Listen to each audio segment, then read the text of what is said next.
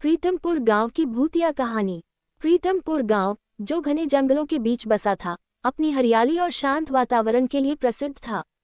लेकिन इस गांव के बारे में एक रहस्यमय बात भी प्रचलित थी। गांव के बाहरी छोर पर स्थित एक वीरान हवेली, जिसे लोग शापित हवेली कहते थे।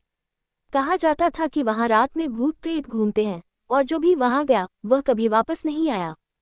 हवेली का अतीत। 50 साल पहले ये हवेली गांव के जमींदार ठाकुर धर्मराज सिंह की थी।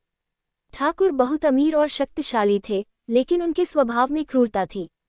गांव के गरीब किसानों पर वह अत्याचार करते थे और उनसे जबरन लगान वसूलते थे। एक दिन जब किसानों ने लगान देने से इनकार किया, तो ठाकुर ने गुस्से में पूरे गांव को आग लगा दी।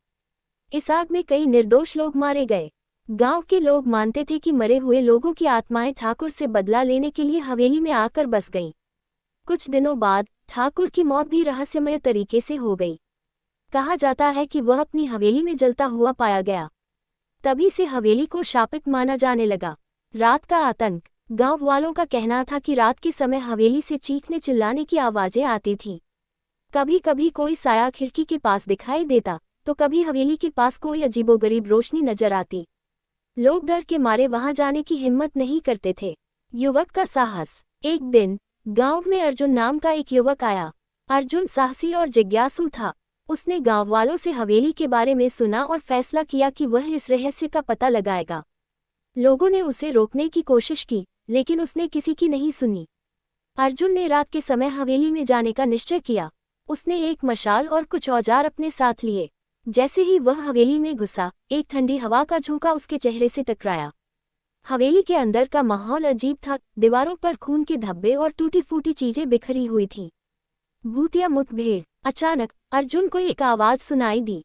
वह किसी महिला की रोने की आवाज थी। जैसे ही उसने आवाज की दिशा में कदम बढ़ाया, उसे एक परछाई दिखी। वह परछाई धीरे धीरे एक आकृति में बदल गई। यह एक महिला की आत्मा थी। महिला ने अर्जुन से कहा, तुमने यहाँ आकर गलती की है।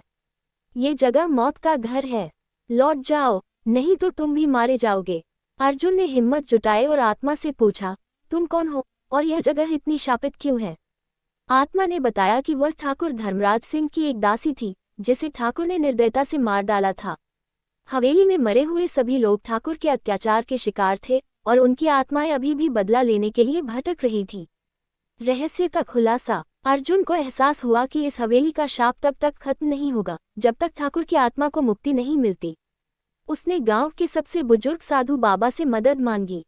साधु ने बताया कि ठाकुर की आत्मा हवेली के तहखाने में कैद है, और उसे शांत करने के लिए यज्ञ करना होगा। आत्माओं की मुक्ति। अर्जुन और साधु ने गांव वालों की मदद से हवेली के तहखाने में यज्ञ किया। यज्ञ के दौरान हवेली में भयानक हलचल हुई। चीखें, डरावनी आवाजें और हवाओं के तेज झोंके। लेकिन आखिरकार यज्ञ पूरा हुआ और ठाकुर की आत्मा जलकर राख हो गई। ठाकुर की आत्मा के साथ साथ अन्य आत्माओं को भी मुक्ति मिल गई। हवेली शांत हो गई और प्रीतमपुर गांव पर छाया डर का साया हमेशा के लिए हट गया। कहानी का संदेश। ये घटना गांव वालों के लिए एक सबक बन गई। उन्होंने समझा कि अन्याय और अत्याचार का परिणाम हमेशा विनाशकारी होता है।